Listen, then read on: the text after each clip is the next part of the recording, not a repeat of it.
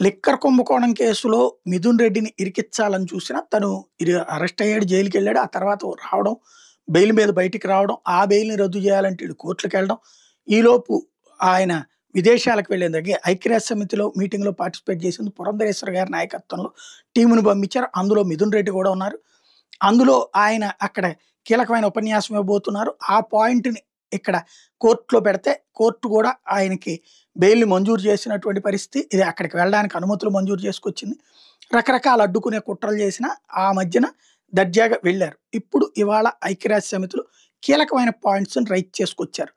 ఒకటి ఏదైతే ఈ సైబర్ సర్వైలెన్స్ వ్యవహారాలు కావచ్చు, అట్లాగే టెర్రర్ యాక్టివిటీస్ విషయంలో నిష్పక్షపాతమైనటువంటి విధంగా దేశాలు వ్యవహరించాలన్నటువంటిది చెప్పుకొచ్చారు.